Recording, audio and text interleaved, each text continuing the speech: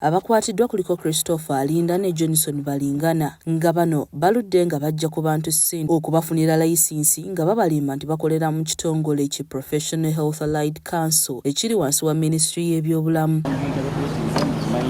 Christopher Alinda ye yali yakwatibwa era n'ayimbulwa kyokka n'addamu ekikolwa kye kimu nga ku mulundi guno yasangiddwa e Kabowa mu Kampala ng'agezaako okufera abantu. Dr. Bernard Bagaya okuva mu kitongole kya Allied Health Professional Council of Uganda ategeezezza nti baludde nga bafuna okwemulugunya okuva eri abantu abaferebwa mu buli mbeera nga babasuubiza layisinsi. Badde nga nfuna amasimu nti waliwo abantu abaze wano beeyita kayizi bazze mu ddwaliro lyaffe oli inspectinga naye bavuddewo ate batutte ssente zange, bavuddewo batutte ebintu byange, batutte eddagala lyange.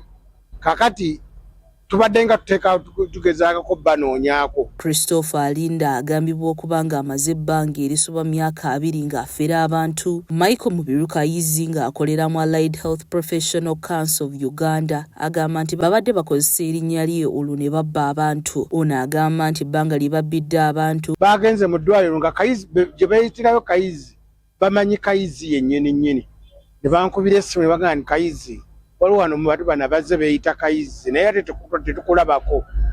Ne mbagamba nti siriiyo ndi wala nnyo naye mubakwata abo bafere kati kye baba badduka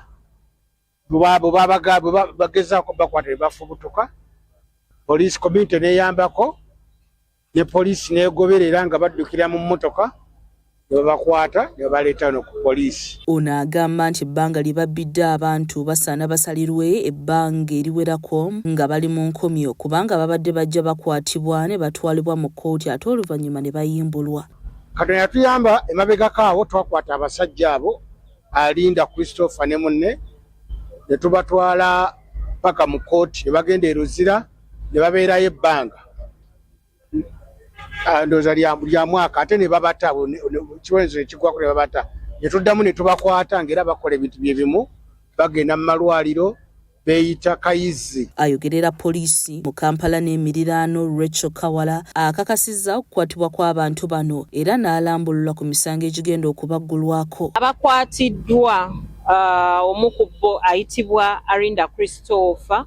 Ono abadde yeefuula omukozi wa Uganda Health Professionals Council nga bano bakumibwa kadukulu kaffe ak'ensangi. Tugguddewo emisango okuli ogw'okwefuula kye batali oba personation. Tugguddewo omusango ogw'okujingirira ebiwandiiko n'obikozesa kiyite forgery ne tuggulawo n'omusango ogw'obubbi. Abakwate bakusimbibwa mu mbuga z'amateeka mu bwangu ddala era bavunaanibwe. Zaawedde Hindu yakusakidde emboozi eno ku lwa KSTV agaleero.